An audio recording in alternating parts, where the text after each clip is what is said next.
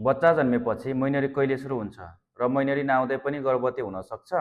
आज म तपाईँहरूलाई बच्चा जन्मेपछि शरीरमा हुने परिवर्तन, मैनरी र ओभुलेसन र गर्भनिरोधक साधन कहिलेबाट सुरु गर्नुपर्छ भन्ने बारेमा बताउन गइरहेको छु। अब सुरु गरौँ। यदि तपाईँले बच्चालाई स्तनपान गराउनुहुन्न भने करिब 6 हप्ता वा 1.5 महिनामा 100 जना महिलामा करिब 40 जनामा मैनरी सुरु हुन्छ र 12 हप्ता वा 3 महिनाभित्र 100 जना महिलामा करिब 80 जना महिलाहरूमा मैनरी भइसक्छ। तर ओभुलेसन अन्डा बन्ने प्रक्रिया चाहिँ 4 हप्ता वा 1 महिनामै सुरु हुन सक्छ। यदि तपाईँ बच्चाले स्तनपान गराउनुहुन्छ भने शरीरमा प्रोल्याक्टिन हर्मोन बढ्ने हुँदा ओभुलेसन अन्डा बन्ने प्रक्रिया ढिला हुन्छ, त्यसैले मैनरी पनि ढिला सुरु हुन्छ। एक्सक्लुजिभ ब्रेस्टफिडिङ गर्ने महिलामा करिब 6 महिनासम्म 98% प्रोटेक्सन दिन सक्छ। यसको अर्थ बच्चालाई दिनरात कुनै फर्मुला फिडिङ नगरी दुध खुवाउने महिलालाई 6 महिनासम्म कुनै गर्भनिरोधक साधन प्रयोग नगर्दा पनि 98% महिलाहरू गर्भवती हुँदैन।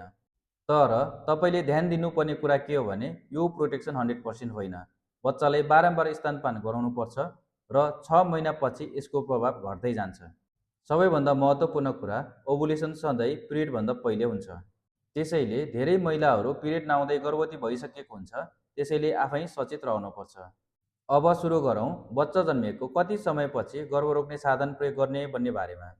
स्तनपान नगराउने महिलामा बच्चा जन्मेपछि 3 हप्ताबाटै गर्भ रोक्ने साधन प्रयोग गर्नुपर्छ र स्तनपान गराउने महिलामा 3 महिनाभित्र सुरु गर्नु एकदम सुरक्षित हुन्छ।